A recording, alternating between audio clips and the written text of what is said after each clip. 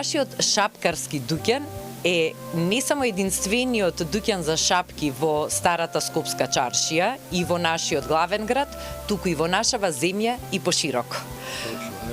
Колку време се занимавате со шапкарство? Значи, ја уште од многу мали години, значи тоа се почетокот на кога почнаме да одиме во школа, значи тоа е од 6 години.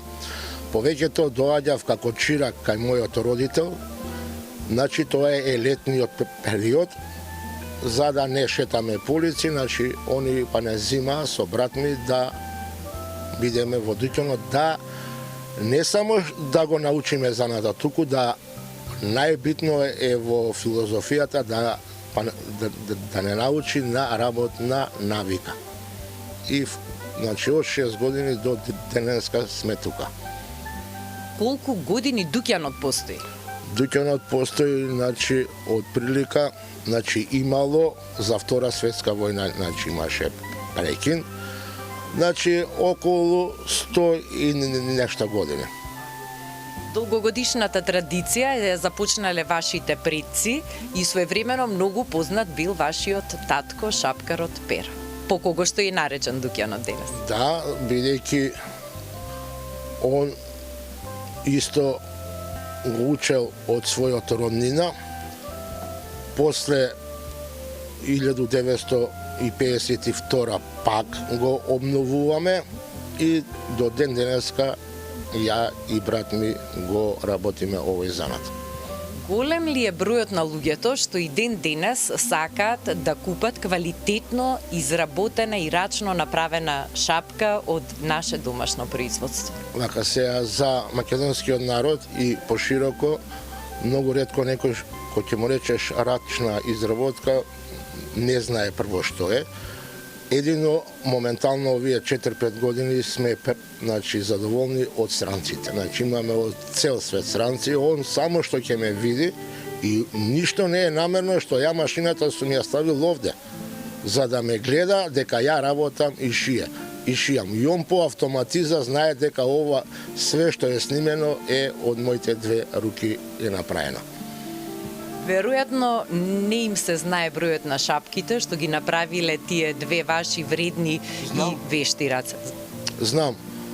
Од Скопје до Солун, значи 214 километра, по една шапка да ставаш, до Солун сум направил толку шапки.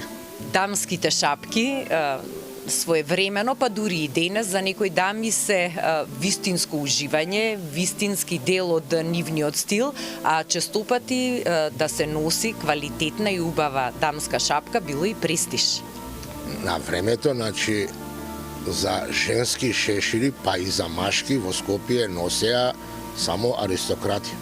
Радничка класа носеше само кашкет. Значи, тогаш и сега е исто.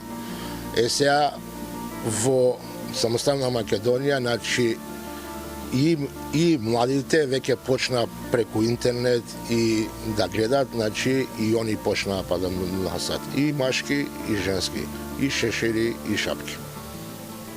Зошто треба да носиме шапка? Вака се, значи. Има една стара македонска изрека, прво вика чувај нога и чувај глава. Самиот збор ти кажал. Има ли некој што ќе го продолжи вашиот занает и вашата долгогодишна семејна традиција? За сега имаме двајца, па понатака ќе видиме. Ние се надеваме дека еден од тие двајца дека ќе дојде на овој занат. Со сила не можеш да натераш, ама се надеваме. Мајстор Иле, ви благодарам за разговорот и ви посакувам уште долги години успешно и неуморно работење во вашиот шапкарски дуќан, за кој што се слуша надалеку не само во нашава земја, туку и надвор од незините граници. Фала ви многу што дојдовте и секогаш почесто да доваѓате во ова прекрасна и најголема чаршија ние во Балканот. Што повеќето имаме комуникација и вие и ние сме побогати. Ја на многу сум им поставил едно прашање на крај. Дали све слушнале прав за наечија да направи некоја глупост или белја? Не постои. не постои. Со убаво ве примаме, со убаво ќе ве испратиме. Ви благодарам. Порака чашчиска. Ви благодарам многу уште еднаш.